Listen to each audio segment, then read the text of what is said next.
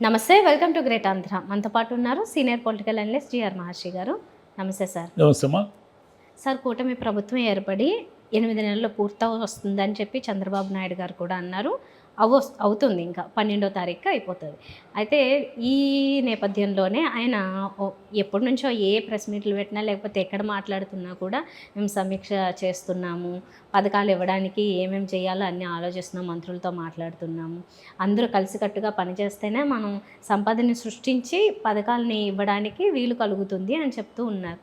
దాంతోపాటుగా ఎప్పుడు ఒక పేద మాట మాట్లాడుతుంటారు, నేను ఇవ్వలేకపోతున్నా, ఇదొక సిచ్యువేషన్ ఉంది, రాష్ట్రం బాగా దారుణమైన పరిస్థితుల్లో ఉంది అని చెప్పి. ఆ విషయం తెలిసే ఆయన పథకాలని హామీలు ఇచ్చారన్న సంగతి ప్రతి ఒక్కరికి తెలిసిన విషయమే. సంపద సృష్టిస్తానన్నారు, మీకున్న అనుభవానికి అందరూ నమ్మారు, అది చేస్తారు అనుకున్నారు. కానీ ఇప్పుడు ఆయన వచ్చి అందరూ చెప్పినట్లుగానే అయ్యే సామాన్యమైన మాటలే మాట్లాడితే దీన్ని ఎలా చూడాలి?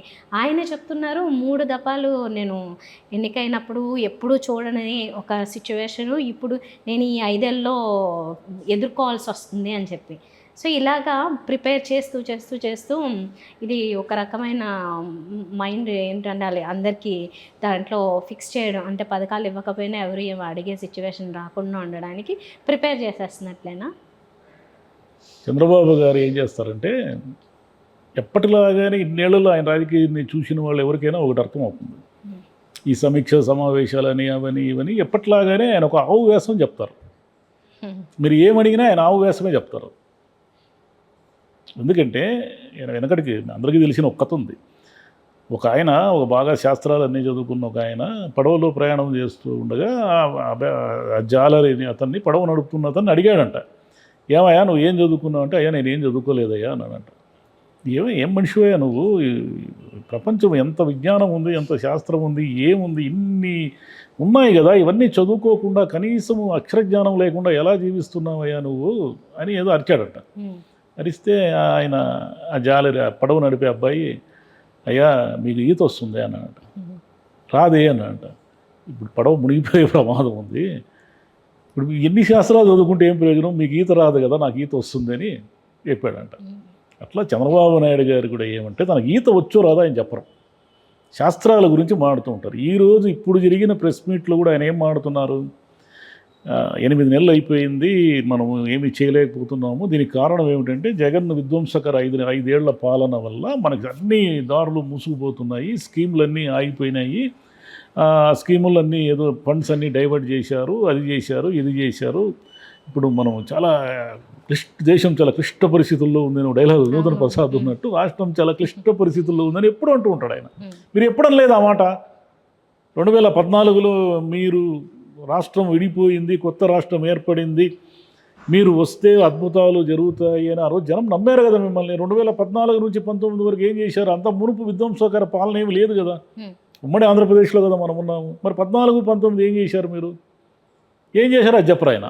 మీరు అప్పులు చేశారు, విపరీతంగా అప్పులు చేశారు, ఉద్యోగాలే లేదు, చెప్పిన హామీలు నెరవేర్చలేదు. 19 నాటికి దిగిపోయే నాటికి మీరు ఏం అద్భుతాలు సృష్టించారు చెప్పండి. 2004లో దిగిపోయేటప్పటికి మీరేం అప్పులు లేకుండా సంపద సృష్టించి ఏమైనా వెళ్ళారా? వెళ్ళలేదు కదా.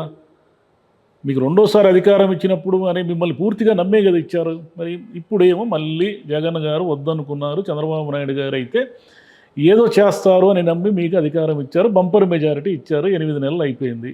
మీరు మళ్ళీ ఇప్పుడు ఏం చెప్తున్నారు, ఏమి అంటే స్థానిక ప్రభుత్వం ఒకటి ఉంటుంది, రాష్ట్ర ప్రభుత్వం ఒకటి ఉంటుంది, సెంట్రల్లో అవన్నీ మాకు తెలియదా? అందరికీ తెలిసిందే కదా. స్థానిక అంటే పంచాయతీలు, ఇవన్నీ స్థానిక ప్రభుత్వాల కింద లెక్కేస్తే స్టేట్ గవర్నమెంట్, సెంట్రల్ గవర్నమెంట్ ఈ 3 అనుసంధానమై పనిచేస్తూ ఉంటాయి. మీరు ఎలా పనిచేస్తారు, ఈ లెక్కలు A+B హోల్ స్క్వేర్ కాదు మాకు కావాల్సింది.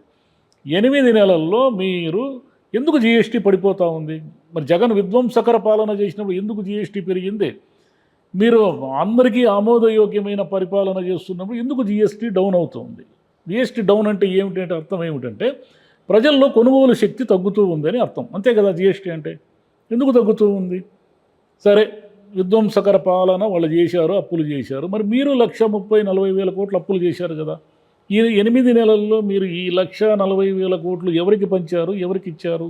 మీరు పెన్షన్లు ఒకటే కదా పెంచింది, సిలిండర్ ఒకటే కదా ఇప్పటివరకు ఇచ్చింది, కొత్తగా ఏమైనా ఇచ్చారు? ఏం ఇవ్వలేదు కదా. కాబట్టి ఆయన ఏమంటాడంటే ఎప్పుడు కూడా ఏదో అధికారుల్ని అనుసంధానం చేసి మీరు ఫైళ్ళు క్లియరెన్స్ చేయండి, మీరు ఫైళ్ళు క్లియర్ చేస్తారో, మీరు లేకపోతే సెంట్రల్ స్కీములన్నీ ఫండింగ్ చేసుకుంటారో, కేంద్రంతో స్నేహంగా ఉంటారు, అవన్నీ మాకేం సంబంధం, మేము సాధారణమైన ప్రజలు. సాధారణమైన ప్రజలు ఏం ఆశిస్తారు? ధరలు తగ్గాలని ఆశిస్తారు, వాళ్ళకి ఏవైనా ప్రభుత్వం నుంచి సాయం అందాలని ఆశిస్తారు, మీరు చెప్పిన పథకాలు ఎప్పుడు ఇస్తారనేది ఆశిస్తారు. ఇవి ఏమీ మాట్లాడకుండా చాలా సీరియస్గా ఏదో అదేమంటారు, ఇంతకుముందు మాట్లాడుకున్నాం, ఆయన తన CEO ఆంధ్రప్రదేశ్ కంపెనీ అనుకుంటూ ఉంటారు ఆయన. అలా ఏదో స్లైడ్లు వేసి ఏదో చెప్తూ ఉంటారు. ఇప్పుడు గుజరాత్లో ఇంత జీడిపి ఉంది, మనకింత జీడిపి ఉంది, అక్కడ ఏదో వృద్ధి రేటు ఇంత పెరిగింది, మనకింత పెరిగింది, వాళ్ళకు వనరులు లేవు, మనకు లేవు, ఉన్నాయి. ఇవన్నీ మాకెందుకు? మీ స్లైడులు, మీ పర్సెంటేజ్లు, మీ వృద్ధి రేటు, మీ స్టాటిస్టిక్స్ మాకెందుకు అవన్నీ? అవి ఎవరి కోసం చెప్తున్నారు మీరు? ప్రజల కోసం మాట్లాడండి మీరు, అధికారుల కోసం మాట్లాడకండి.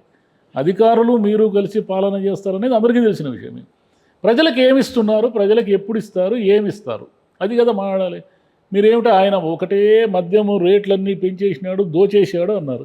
మీరు కూడా ఈరోజు పెంచుతున్నారు కదా, మద్యం రేట్లన్నీ పెంచుతున్నారు కదా. మీరు ఏమన్నారు ఆ రోజు? చౌకగా మద్యం ఇస్తానని అన్నారా లేదా? ఏమి ఇచ్చారు?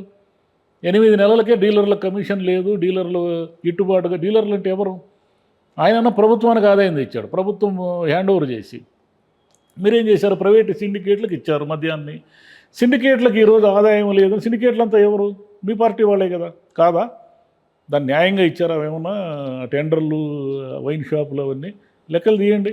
ఆంధ్రప్రదేశ్లో ఉన్న అన్ని ఊర్లలో కూడా తెలుగుదేశం వాళ్ళవే వైన్ షాపులు, బార్లు అన్నీ, కాదా? మరి అయినప్పుడు మీ పార్టీ వాళ్ళకు మేలు చేయడానికి జనం నెత్తిన భారం ఎందుకు మోపుతున్నారు? మీరు కరెంట్ ఛార్జీలు కూడా మోపుతున్నారు కదా, కరెంట్ ఛార్జీలు పెంచారు కదా. ఆయన ఏదో డిస్కమ్లు అన్నీ నాశనం చేసేసాడు జగన్ అన్నారు, మీరేం చేశారు? మీరు కూడా పెంచారు కదా. ఇంకా 8 నెలలైనా జగన్ విధ్వంసకర పాలన అని మీరు ఎన్నాళ్ళు మెయింటైన్ చేయగలుగుతారు? అప్పుడేమన్నారు, మోదీ గారు ఏదో డబ్బులు ఇచ్చేస్తారు, మనకు అమరావతి అనే నిర్మాణం జరిగితే మనం మొత్తం రూపురేఖలే మారిపోతాయి, మనది మరో సింగపూర్ అయిపోతుంది, ఆంధ్రప్రదేశ్ కథే వేరుగా ఉంటుంది అని 5 ఏళ్ళు గడిపేశారు. ఇప్పుడేమైంది? 8 నెలలు అయింది జగన్ పరిపాలన, జగన్ విధ్వంసం అనుకుంటూ ఇప్పుడు గడుపుతున్నారు. ఇంకా ఎన్నాళ్ళు జగన్ విధ్వంసకర పాలన? 8 నెలలుగా మీరు చేస్తూనే ఉన్నారు కదా. ఏం ఉద్యోగాలు ఇచ్చారు మీరు? ఏమి సంపద వృద్ధి చేశారు? ఏమి నిరుద్యోగులకు వృద్ధి ఇచ్చారా? వచ్చే సంవత్సరం జూన్ నాటికి పథకాలు ఇస్తామని అంటున్నారు మీరు. అంటే ఎప్పుడు? ఇంకా 4-5 నెలలు ఉంది. ఈ 4-5 నెలల్లో ఎలా ఇస్తారు మీరు? మీకు ఏమైనా GST పెరుగుతుందా? పెరగడం లేదు కదా. మీరు ఏమైనా సంపద ఎక్కడి నుంచి తెస్తున్నారా? లేదు కదా. మీకు ఆదాయం ఎక్కడి నుంచి వస్తుందో చెప్పండి, అది చెప్పడాయన. నేను అన్ని సెట్ చేస్తున్నా, సరి చేస్తున్నా, అసలు చాలా కష్టంగా ఉంది, అసలు ఇంత మునుపు నేను అధికారంలోకి వచ్చినప్పుడు పరిస్థితి వేరు, ఇప్పుడున్నంత అధ్వానంగా ఎప్పుడు లేదు, మొరలు దెబ్బతినింది అధికారుల్లో. అధికారులు ఎవరు? మీ పాలనలో ఉన్న అధికారులే జగన్ పాలనలో ఉంటారు, జగన్ పాలనలో ఉన్న అధికారులు మళ్ళీ మీ పాలనలోకి వస్తారు.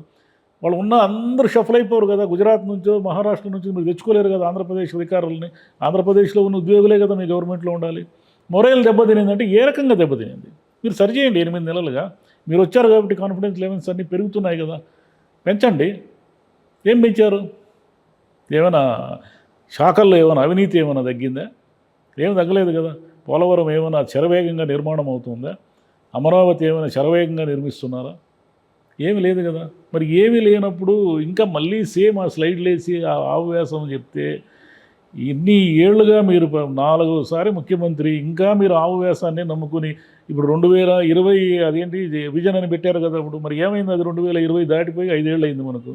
ఏమైనా అయిందా? ఏం కాలేదు కదా. మళ్ళీ 2047 విజన్ అంటున్నారు. ఇప్పుడు ఈ విజన్లు ఎవరికి కావాలి?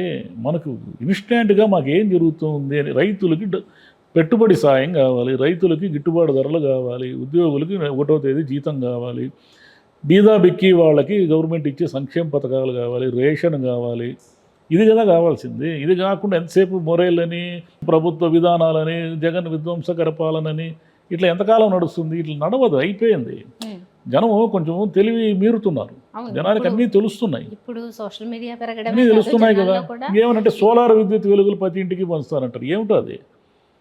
సోలార్ విద్యుత్ వెలుగులు ప్రతి ఇంటికి పంచి ఇవన్నీ ఏం చేయాలి? డిస్కామ్లు ఇవన్నీ ఏం చేయాలి? ఇంత పెద్ద ఎలక్ట్రిసిటీ వ్యవస్థను అంతా ఏం చేస్తారు? ఎందుకు కరెంటు? మరి ఇన్నేళ్లలో మీరు కరెంటు ఇంకా కొంటూనే ఉన్నారు. ఉంటూనే ఉన్నారు కదా. అవును, అప్పుడు జగన్ గారి ప్రభుత్వమే కొన్నేళ్ల పాటు ఉండడానికి కొంటే అదే ఎక్కువ అన్నారు, ఎక్కువ ఉన్నారు కదా, వాడట్లేదన్నారు, ఇప్పుడు కూడా మళ్ళీ కొంటున్నారు కొన్నారు. కదా మీరు. మళ్ళీ ఏంటో మరి అర్థం కాదు. మీరు ఏమైనా సొంతంగా ఉత్పత్తి చేస్తున్నారు? ఏం చేయలేదు కదా. పోనీ 5 ఏళ్ళు ఏమైనా మీ దగ్గర ప్రణాళిక ఉందా? ఆంధ్రప్రదేశ్ను మొత్తం కరెంట్ ఛార్జీలు అన్నీ తగ్గించేసి మొత్తం సోలార్ మయం చేసేస్తారు, చేయగలరా? చేయలేరు కదా. కాబట్టి ప్రాబ్లం ఎక్కడుందంటే ఆయన తన విజన్నే మార్చుకోవాలి. జనం ప్రతి 5 ఏళ్లకు ఒకసారి ఇన్ని చెబుతున్నా ఆయన్ని ఎందుకు ఓడిస్తున్నారు అనేది అర్థమైతే ఆయన తన విజన్ మార్చుకుని ఇంకొకసారి అధికారంలోకి రావడానికి కనీసం ప్రయత్నం అన్నా చేస్తాడు. ఆ విజన్ మార్చుకోవడం లేదు. జనం ఏమనుకుంటున్నారు రూట్ లెవెల్లో అనేది ఆయన మర్చిపోయి ఎంతసేపు అధికారులు ఫైల్ క్లియరెన్స్ చేస్తే పాలన సక్రమంగా ఉంటుందని నమ్ముతున్నాడు ఆయన. కింది లెవెల్లో ఏం జరుగుతూ ఉంది అనేది ఆయన మర్చిపోతున్నాడు, ప్రతిసారి మర్చిపోతున్నాడు ఆయన. వాళ్ళు ఫైల్ క్లియర్ చేయాలి, వీళ్ళు బాధ్యతగా ఉండాలి, వీళ్ళు పొద్దున్నే మెడిటేషన్ చేయాలి, సాయంత్రం అయితే ధ్యానం చేయండి, ఇదే చెప్పాల్సిందే. ఇవన్నీ అయిపోయినాయి, ఇది ఇంక వినరు. ఊరికి ఆడున్న అధికారులు కూడా నవ్వుకుంటూ ఉంటారు, ఈ మామూలే ఇది. ఈయన గంటల తరబడి ఇలా సమీక్ష సమావేశాలు స్లైడ్లు వేసి చూపిస్తూ ఉంటాడు. స్లైడ్లు వేసి చూపించినంత మాత్రాన మీరు మోడర్న్ ముఖ్యమంత్రి కాదు. ఆకలి అనేది, పేదరికము, దరిద్రము లేకుండా చేయగలిగితే ఆంధ్రప్రదేశ్లో అప్పుడు మీరు మోడర్న్ ముఖ్యమంత్రి అవుతారు. స్లైడ్లు వేసేది ఏముండదు, సాఫ్ట్వేర్ చదువుకుని ఎవరైనా స్లైడ్లు వేసి చూపిస్తారు. విభజిత ఆంధ్రప్రదేశ్లో ఇప్పటి వరకు అలాంటి మూడ్ లేదంటే వీళ్ళు కోరుకుంటున్నట్లుగా టీడీపీ హార్డ్ కోర్ ఫ్యాన్స్ ఎవరైతే ఉంటారో వాళ్ళు 5 ఏళ్ళే ఉంచారు, ఇంకో 5 ఏళ్ళు ఉంచంటే సిచ్యువేషన్ ఇలా ఉండేది కాదు అంటుంటారు. అలా ఇచ్చే అవకాశం అసలు ఎక్కడ తెలంగాణలో అంటే జరిగిపోయింది లక్కీగా, ఇంకో చోట జరిగింది, కానీ విభజిత ఆంధ్రప్రదేశ్లో జరిగే అవకాశాలు మన కళ్ళ ముందు కనిపించేది చాలా తక్కువగా ఉంది. మరి నెక్స్ట్ టైంకైనా వాళ్ళు రావాలి అంటే ఈయన ఏదో చేస్తారు, 5 ఏళ్ళతో అయితే పని అవ్వదు, ఇంకో 5 ఏళ్ళు ఉంటేనే ఏమన్నా పని చేస్తాము, సిస్టమ్ మొత్తం మేము సెట్ చేస్తాము అంటున్నారు. అలా 5 ఏళ్ళు ఇచ్చే అవకాశం ఎక్కడ దొరుకుతుంది అసలు? అప్పుడు ఉన్నారు కదా, 9 ఏళ్ళు ఉన్నారు కదా, మరి అప్పుడు ఏం జరిగింది? ఎందుకు మిమ్మల్ని వద్దని వైఎస్ రాజశేఖర రెడ్డి గారిని ఎంచుకున్నారు? మీరు బషీర్బాగ్లో కాల్పులు జరిపారు కాబట్టి ఎంచుకున్నారు. మీరు రైతులు అనే వాళ్ళని పట్టించుకోలేదు కాబట్టి ఎంచుకున్నారు. మరి అప్పుడు మాత్రం 9 ఏళ్లలో పేదరికం నుంచి విముక్తి ఏమైనా అయిందో ఉమ్మడి ఆంధ్రప్రదేశ్? కాలేదు కదా. అంటే ఇవ్వాలా అక్కర్లేదు అనేది జనం నిర్ణయించుకుంటారు. మీరు చేయాల్సింది ఏంటంటే జనంకి ఏం కావాలనే దాని మీద మీరు దృష్టి పెట్టాలి. జనంకి ఏం కావాలనే దాని మీద దృష్టి పెట్టకుండా ఎంతసేపు కార్పొరేట్ లెవెల్లో ఆలోచన ధోరణి ఉంటే, చంద్రబాబు నాయుడు గారంటే ఎవరు? ఆయన రంగంపేట దగ్గర నారావారిపల్లి నుంచి వచ్చిన చిన్న రైతు కుటుంబం నుంచి వచ్చిన వాడే కదా. ఆయనకు రైతుల కష్టాల గురించి, రైతుల గురించి ఆయనకంటే బాగా తెలిసిన వాళ్ళు ఎవరు ఉంటారు? రైతుల్ని పట్టించుకొని వ్యవసాయాన్ని పెంచి పరిశ్రమల్ని తెచ్చుకోగలిగితే అప్పుడు మనము అగ్రికల్చర్గా ఇది బాగుపడతాం. నగరాలు కట్టితే లేదా సోలార్ ప్యానల్స్ పెడితే మనం బాగుపడం. ఎవరో అంటే ఒక వర్గం బాగుపడినంత మాత్రాన అది అందరికీ సమానంగా పంచినట్టు కాదు. ఎక్కడుంది అందరికీ సమానత్వం? ఎక్కడుంది? ఏడుంది? ఆంధ్రప్రదేశ్ నుంచి ఎందుకు అంత విపరీతంగా మైగ్రేషన్ ఉంది? కూలీలంతా ఎందుకు వెళ్ళిపోతున్నారు? మరి ఇక్కడ లేదు కాబట్టి వెళ్తున్నారు. ఆంధ్రప్రదేశ్కు మించిన తీర ప్రాంతము మన ఫిషరీస్ కానీ దీనికి కానీ అద్భుతమైనది ఏముంది? ఎందుకు అక్కడ ఇవన్నీ డెవలప్? తీర ప్రాంతం అంతా ఎందుకు నాశనం అయిపోయింది? మనకున్నంత కోస్టల్ ఎవరికి లేదు కదా, మనకున్నంత అగ్రికల్చర్ సిస్టమ్ ఎవరికి లేదు కదా. 2 నదులు ఉన్నాయి మనకు, ఎన్ని చేయొచ్చు మనం. మరి ఏం చేస్తే ఊరికే నాయకులు చెప్తూ ఉంటారు. 4 సార్లు ముఖ్యమంత్రి అయ్యారు. మరి ఇప్పుడు కూడా ఆంధ్రప్రదేశ్ వెనకబడింది, కుప్పం వెనకబడింది అని కూడా అంటారు ఆయన. కుప్పం వెనకబడింది అంటే ఎన్ని టర్ములు ఉన్నారు మీరు ఎమ్మెల్యేగా? ఇంకా మీ కుప్పం వెనకబడిందని మొన్న ఎన్నికల ప్రచారాల్లో చెప్పారు కదా. ఇంతకంటే అన్యాయం ఉందా? కుప్పం అనేది ఈరోజు ఆంధ్రప్రదేశ్లో one of the beautiful town, అద్భుతమైన సిటీ అయి ఉండాలి.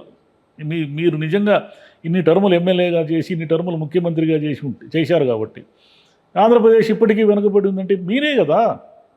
19 ఏళ్ళు ఈ టర్మ్ పూర్తయితే చంద్రబాబు నాయుడు గారు 19 సంవత్సరాలు ముఖ్యమంత్రిగా ఉన్నట్టంటే ఎన్ని రికార్డులు బదులైనట్టు? ఈ మొత్తం దేశంలో ఎంతమంది ఉన్నారు 19 ఏళ్ళు ముఖ్యమంత్రిగా?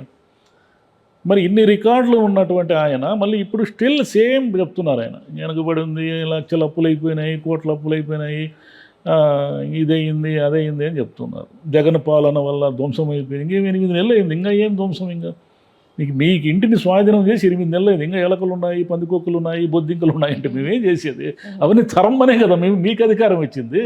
ఆ పని చేయకుండా ఆయన జగన్ ఎలకలను వదిలిపోయాడు, బొద్దింకలను వదిలిపోయాడు అంటే ఏమిటి అర్థం? దానికి ఏమైనా అర్థం? జగన్ మీద బ్లేమ్ చేసి మ్యాక్సిమం 4 months గ్రేస్ పీరియడ్ వాళ్ళకి. 1 year ఏ ప్రభుత్వాన్నైనా 1 year చూస్తారు.